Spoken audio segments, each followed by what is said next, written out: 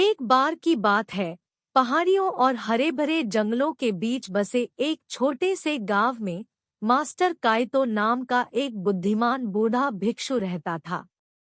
Master काइतो अपनी गहरी बुद्धिमत्ता और शांत उपस्थिति के लिए पूरे क्षेत्र में प्रसिद्ध थे। दूर दूर से लोग दिल, दिमाग और आत्मा के मामलों पर उनका मार्गदर्शन चाहते थे।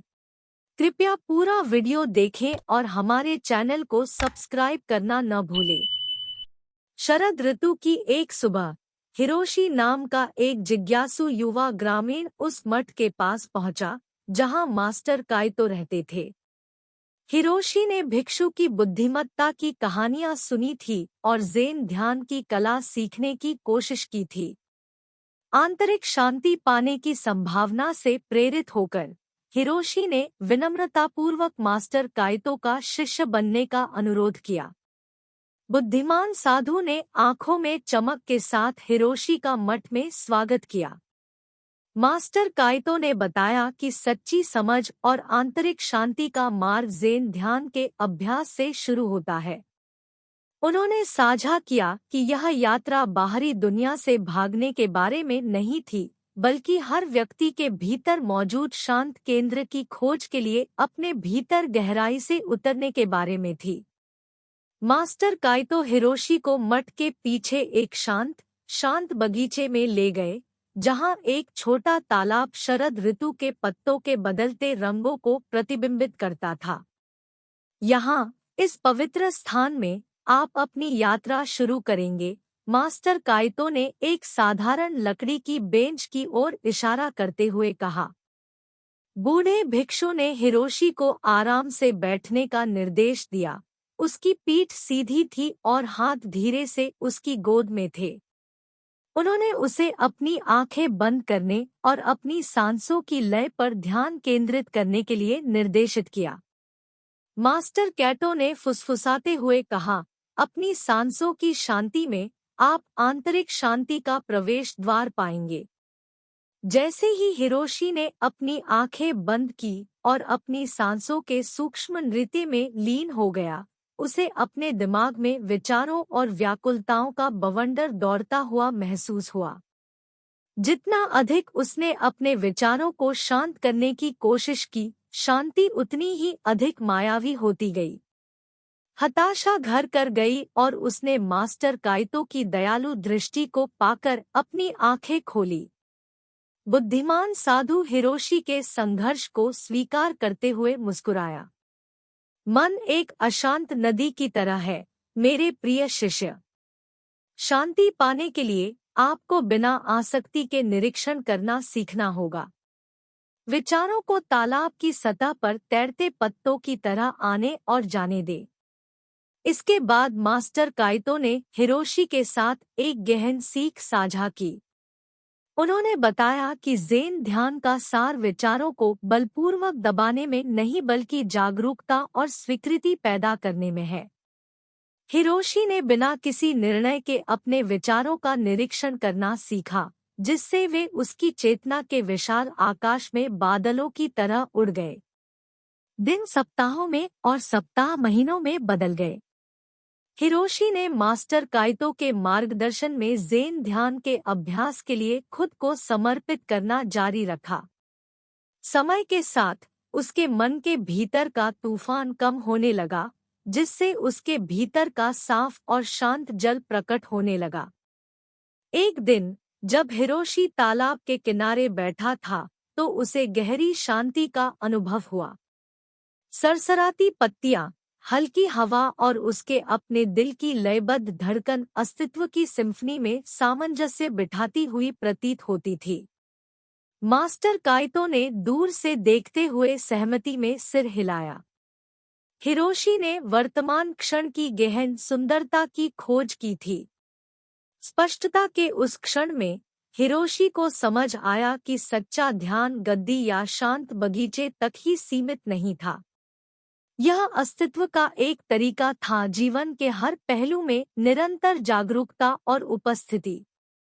अपने दिल में कृतज्ञता के साथ हिरोशी ने मास्टर काइतो को उन अमूल्य शिक्षाओं के लिए धन्यवाद दिया, जिन्होंने स्वयं और दुनिया के बारे में उनकी समझ को बदल दिया था। जैसे जैसे मौसम बदला और गांव ने हर गुजरते पल की सुंदरता को अपनाया, हिरोशी, जो अब ज़ेन ध्यान का एक अनुभवी अभ्यासी है, दूसरों के लिए शांति का प्रतीक बन गया। उनके आंतरिक परिवर्तन के प्रभाव ने उनके आसपास के लोगों के जीवन को प्रभावित किया, जिससे एक अधिक सामंजस्यपूर्ण और जागरूक समुदाय का निर्माण हुआ। और इसलिए मास्टर काइतो और उनके समर्पित शिष्य हिरोशी की कहानी ज़ेन ध्यान की परिवर्तनकारी शक्ति की एक कालातीत कहानी बन गई, मन की अशांति से हृदय की शांति तक की यात्रा, और एक अनुस्मारक की सच्ची शांति भीतर ही निवास करती है। आंतरिक यात्रा पर निकलने के इच्छुक लोगों द्वारा खोजे जाने का धैर्यपूर्वक इंतजार कर रहा हूँ। एक बार की बात है, हरी भरी घाटी के बीचों बीच बसे एक छोटे से गांव में रिको नाम का एक युवक रहता था। रिको हर स्थिति का सकारात्मक पक्ष देखने की अपनी असाधारण क्षमता के लिए पूरे गांव में जाना जाता था। चाहे परिस्थिति कितनी भी चुनौतीपूर्ण या कठिन क्यों न हो, उसे कोई आशा की किरण, छिपा हुआ अवसर या सीखने लायक कोई सबक मिल ही जाएगा। उनका आशावाद संक्रामक था और ग्रामीणों द्वारा उनके जीवन में लाई गई रोशनी के लिए उनका बहुत सम्मान किया जाता था। अपने अनूठे उपहार के लिए रिको की प्रतिष्ठा दूर दूर तक पहुंची, जिसने एक प्रसिद्ध ज़ेन गुरु की जिज्ञासा को आकर्षित किया जो एक एकांत पहाड़ पर रहते थे। ज़ेन मास्टर, जिन्हें मास्टर होशिन के नाम से जाना जाता है, अपनी बुद्धि और लोगों के दिमाग और आत्माओं को देखने की क्षमता के लिए प्रसिद्ध थे। उसने अपनी ताकत के स्रोत को समझने के लिए गांव का दौरा करने और रिको से मिलने का फैसला किया। जैसे ही मास्टर होशिन गांव में पहुंचे, ग्रामीणों ने रिको और उसकी कमजोरियों को ताकत में बदलने की क्षमता की बहुत प्रशंसा की। मास्टर होशिन ने रिको को पाया, जो एक छोटे से खेत में काम करके अपने परिवार के लिए फसल उगा रहा था। रिको ने गर्मजोशी और स्वागत भरी मुस्कान के साथ ज़ेन मास्टर का अभिवादन किया और उन्हें पास के एक पेड़ की छाया में बैठने के लिए आमंत्रित किया। रिको के अनूठे दृष्टिकोण से प्रभावित होकर मास्टर होशिन ने उससे उसकी कहानी के बारे में पूछा कि कैसे उसने अपनी कमजोरी को ताकत में बदल दिया। रिको अभी भी मुस्कुरा रहा था, अपनी कहानी बताने लगा।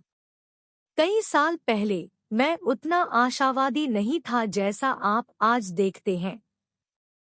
वास्तव में मैं एक निराशावादी था। मैं हर स्थिति का नकारात्मक पक्ष, हर रास्ते में बाधाएं और हर कोने में अंधेरा देखता था।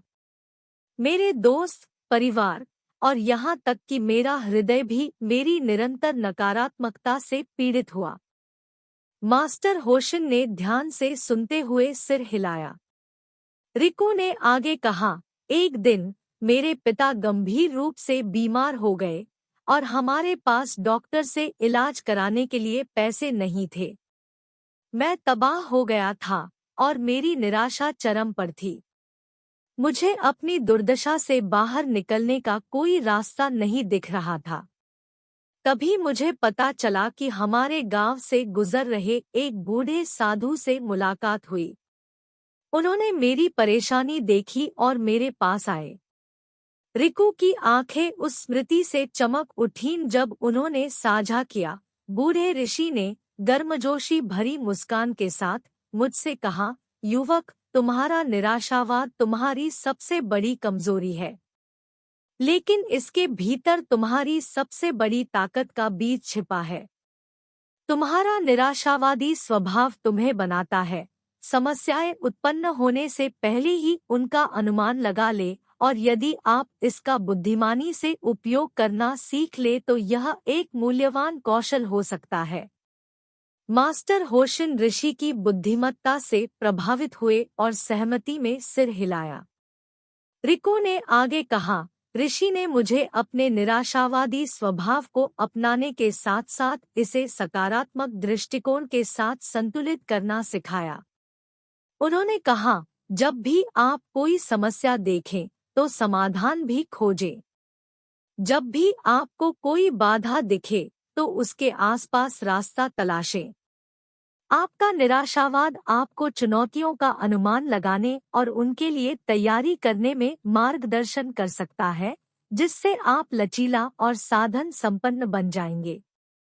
पुराने ऋषि की शिक्षाओं को याद करते हुए रिकू की आवाज कृतज्ञता से भर गई।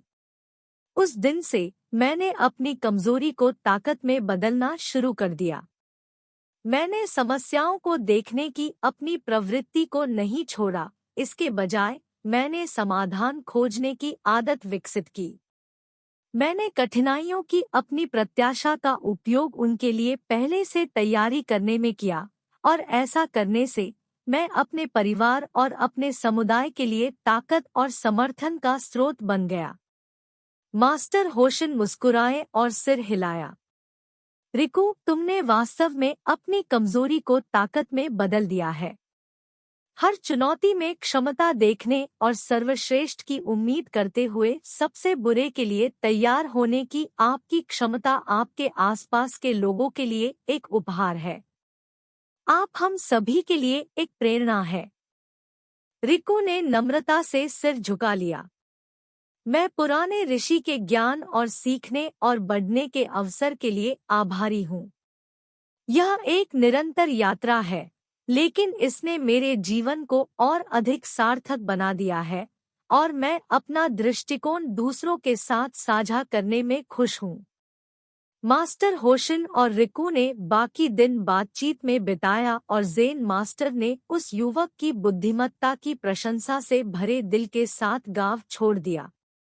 रिकू ने अपने अनूठे तरीके से प्रदर्शित किया था कि हमारी कमजोरियां हमारी सबसे बड़ी शिक्षक और ताकत का स्रोत हो सकती है, यदि हम उन्हें स्वीकार करने और सही दृष्टिकोण के साथ उन्हें बदलने के इच्छुक हैं।